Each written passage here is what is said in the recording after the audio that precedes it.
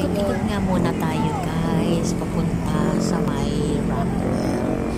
Hindi talaga sa loob ng Rockwell, nag-ikot lang kami dito, yung pinakabungad lang niya para lang makita yung mga lights sa building. O diba, parang kala mo hindi nakakita ng lights sa building. At ayan na nga guys, napakaganda nga naman niya. At ayan, buti na lang, masunuri ng anak ko at binagala ng takbo at minsan parang nangangarera ko magpatakbo ng motor. At sinubukan kasi namin na i-drive niya ang bagong Aerox na kinuha ko.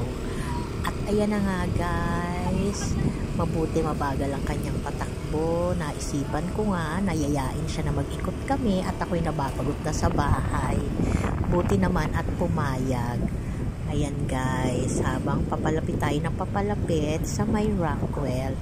Ayan lang guys, pantanggal lang ng bagot. Kesa naman nakamukmuk tayo nakahiga sa bahay.